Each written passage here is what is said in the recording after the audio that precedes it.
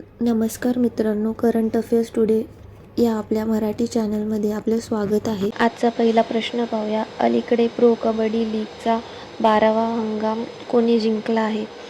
तर याचं योग्य आन्सर आहे दबंग दिल्ली. तर प्रो कबड्डी लीग 2025 हा 12वे सीझन होता आणि हा किताब दबंग दिल्लीने जिंकला. त्यांनी अंतिम फेरीत पुणेरी पलटणला हरवले आणि हा दिल्लीचा दुसरा किताब आहे. सर्वात यशस्वी संघ पटना पायरेट्स आहे. यांनी 3 वेळा हे लीग जिंकलेला आहे आणि पहिला हंगामामध्ये 2014मध्ये झाला होता, त्यामध्ये जयपूर पिंक पॅन्थर जिंकला आहे. प्रो कबड्डी लीग 2024चा सीझन 2024 मधला सीझन म्हणजे 11वा एडिशन हा हरियाणा स्टीलर्स यांनी जिंकला. हा त्यांचा फर्स्ट टायटल होता पटना पायरेट्सला हरवून. कबड्डी वर्ल्ड कप 2025 इंग्लंडमध्ये सेकंड एडिशन झाली होती. पहिल्यांदाच कबड्डी वर्ल्ड कप आशियाच्या बाहेर झाली होती आणि याच्यामध्ये मॅन्समध्ये इंडिया जिंकलेली इंग्लंडला हरवून आणि वुमन्स देखील इंडिया जिंकली इंग्लंडला हरवून. वुमन्स कबड्डी वर्ल्ड कप 2025 बिहारमध्ये झाला. 50 ज्युनियर नॅशनल कबड्डी चॅम्पियनशिप 2024-25 मधील मॅन्समध्ये हरियाणा जिंकला उत्तराखंडला हरवून आणि 71वी सिनियर राष्ट्रीय पुरुष कबड्डी चॅम्पियनशिप ओडिसामध्ये झाली. त्यामध्ये विनर सर्व्हिसेस ठरली रेल्वेला हरवून आणि 6वी आशियाई महिला कबड्डी चॅम्पियनशिप 2025 ही तेहरानमध्ये झाली आणि फायनल ही इंडिया जिंकली इराणला हरवून.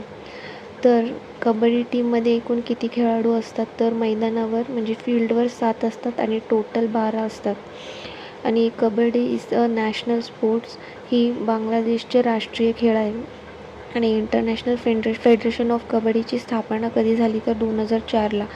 ॲज अ हेडक्वार्टर आहे जयपूर आणि प्रेसिडेंट आहेत विनोद कुमार तिवारी. वर्ल्ड कबड्डी डे आपण कधी सेलिब्रेट करतो? तो 24 मार्च रोजी. तर हे काही कबड्डी रिलेटेड क्वेश्चन होते, आपण रिवाईज केले. पुढील प्रश्न पाहूया. दादासाहेब फाळके आंतरराष्ट्रीय फिल्म फेस्टिवल अवॉर्ड 2025मध्ये सर्वोत्कृष्ट अभिनेता पुरस्कार कोणी जिंकला? तर याचं योग्य आन्सर आहे कार्तिक आर्यन. कार्तिक आर्यनला त्याच्या चंदू चॅम्पियन या चित्रपटासाठी बेस्ट अँकर पुरस्कार मिळाला. आणि बेस्ट फिल्म कोणती तर स्त्री 2.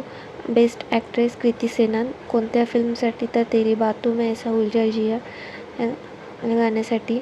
आणि बेस्ट डायरेक्टर ठरले कबीर खान. काही महत्त्वाची गोष्ट नोट करा, हा सरकारी दादासाहेब फाळके पुरस्कार नसून तर हा खाजगी संस्थेचा आहे. पुढील प्रश्न पाहूया. जगातील सर्वात मोठं पुरातत्व संग्रहालय कोणत्या देशात उघडण्यात आलं? तर याचं योग्य आन्सर आहे इजिप्त म्हणजे मिस्र. इजिप्तमध्ये ग्रँड इजिप्शियन म्युझियम उघडण्यात आलं आहे. हे जगातील सर्वात मोठं पुरातत्व संग्रहालय आहे. हे काहिराजवळील गिझाच्या पिरामिडजवळ आहे आणि हे संग्रहालय बांधण्यासाठी 20 वर्ष आणि $1 अब्ज लागले. येथे राजा तुतनखामूनचे खनिजे एकत्र प्रदर्शित केले आहेत. तर इजिप्तची राजधानी कायरो. चलन आहे इजिप्शियन पाऊंड. राष्ट्राध्यक्ष आहेत अब्दुल फतेह अली सिसी. तर काही महत्त्वाचे म्युझियम आपण रिवाईज करू. तर भारताचे पहिले डिजिटल संग्रहालय अभय प्रभावना हे जे अभय प्रभावनाचे महाराष्ट्र राज्यातील पुणे जिल्ह्यात तयार करण्यात आले आहे. प्रधानमंत्री संग्रहालय आणि पुस्तकालय समितीचे अध्यक्ष कोण आहेत? तर नृपेंद्र मिश्रा. साल 2023मध्ये नेहरू मेमोरियलचे नाव बदलून प्रधानमंत्री संग्रहालय आणि पुस्तकालय करण्यात आले. हे 3 मूर्ती परिसर नवी दिल्ली येथे स्थित आहे. पुरातत्व अनुभवात्मक संग्रहालय गुजरातच्या वडनगर येथे उद्घाटन करण्यात आले आहे.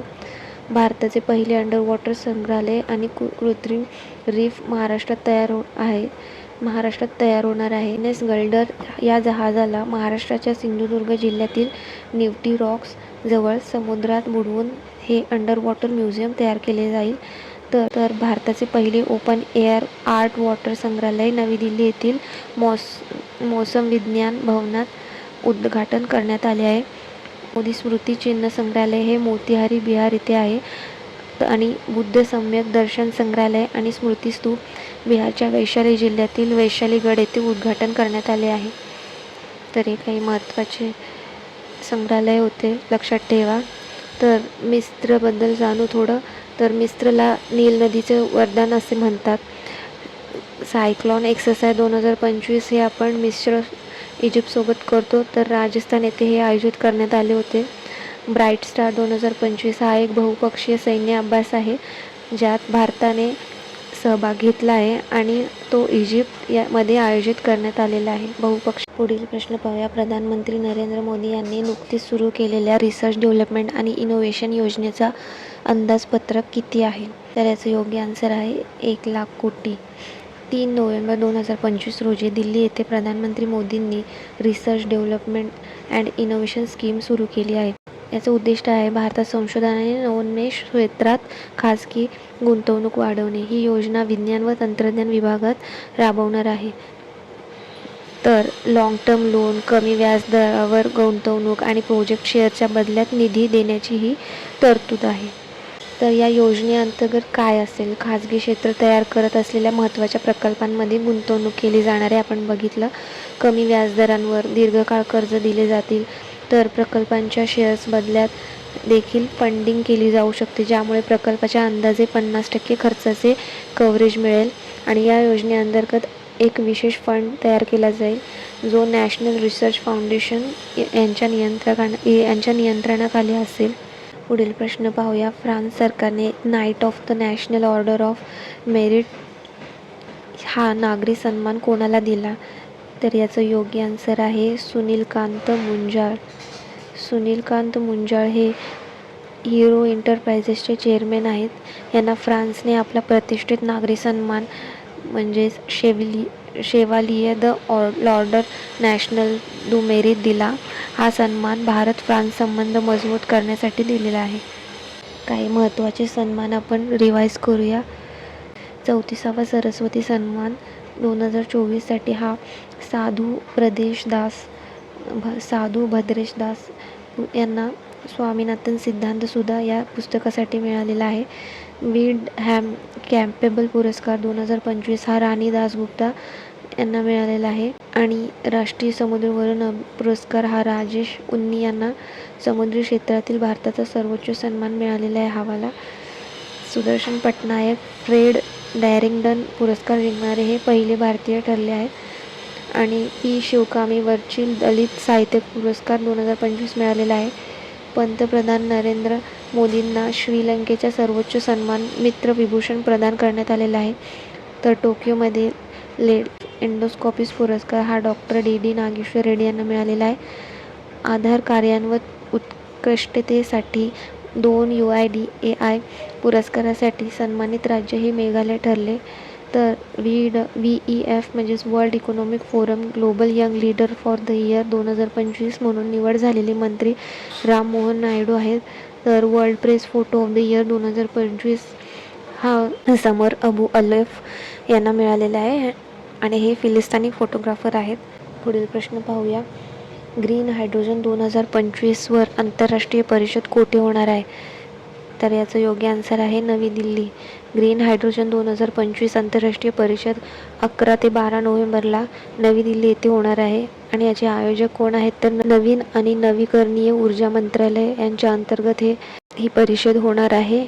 उद्दिष्ट काय आहे? तर ग्रीन हायड्रोजन तंत्रज्ञानाचा वापर आणि विकास वाढवणे.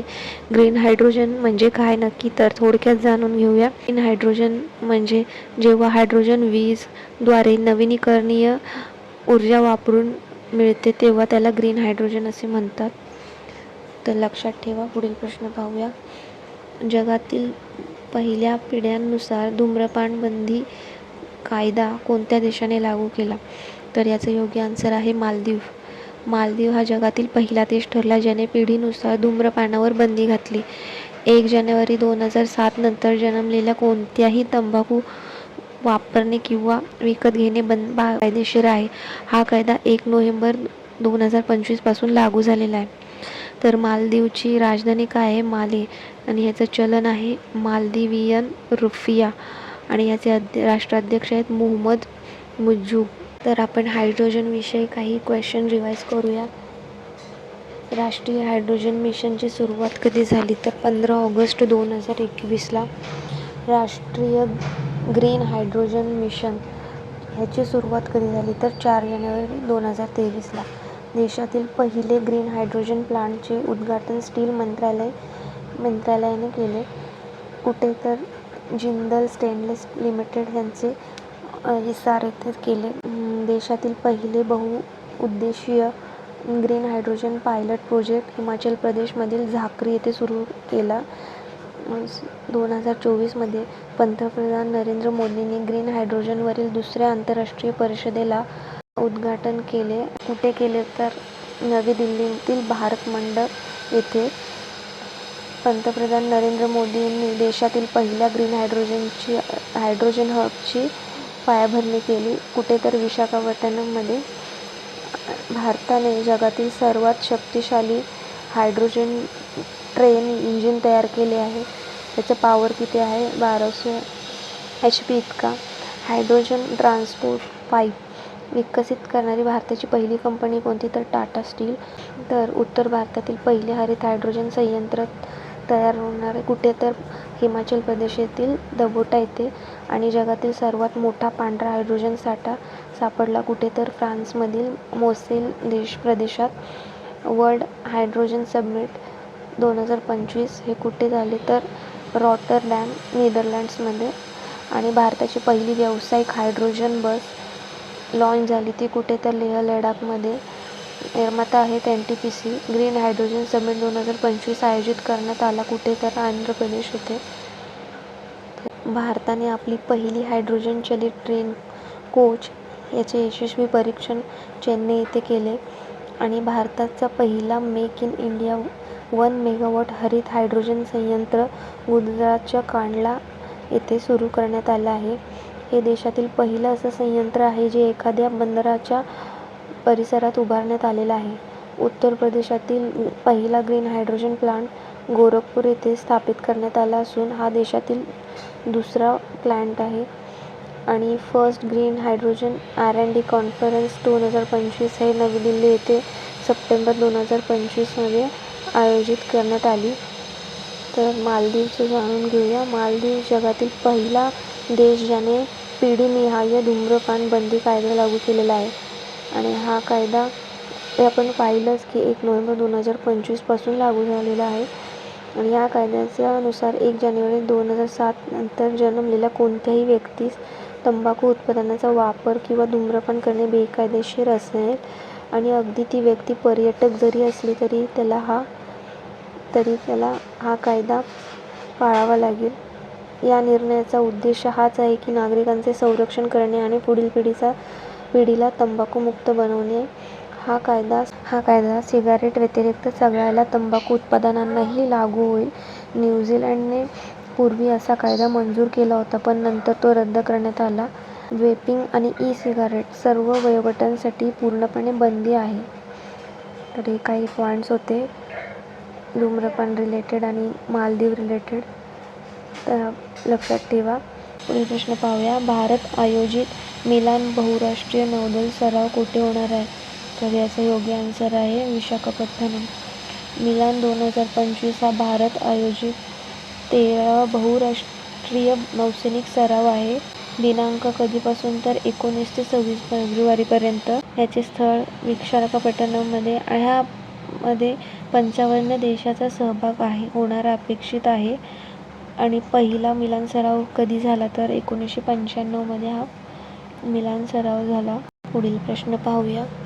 जागतिक त्सुनामी जागरूकता दिन कधी साजरा केला जातो? तर याचं योग्य आन्सर आहे 5 नोव्हेंबर. तर दरवर्षी 5 नोव्हेंबर रोजी जागतिक त्सुनामी जागरूकता दिन साजरा केला जातो. तर उद्दिष्ट काय आहे? लोकांमध्ये त्सुनामीपासून बचाव आणि तयारीबद्दल जनजागृती करणे. आणि याची थीम काय आहे 2025ची? तर be tsunami ready, invest in tsunami preparedness. पुढील प्रश्न पाहूया. नवीन रक्षा लेखा महानियंत्रक म्हणून कोणाची नियुक्ती केली? तर याचं योग्य आन्सर आहे विश्वजित सहाय. विश्वजित सहाय यांनी नवीन रक्षा लेखा महानियंत्रक म्हणून नियुक्ती झालेली आहे. त्यांनी राजकुमार अरोरा यांची जागा घेतलेली आहे. ही पदवी संरक्षण मंत्रालयाअंतर्गत आहे आणि सर्व लष्करी लेखांचे नियंत्रण करते. तरी लक्षात ठेवा. सो आजचा व्हिडिओ हा इथेच संपतो. कसा वाटला नक्की कमेंट करून सांगा आणि चॅनलला सपोर्ट करा. थँक्यू.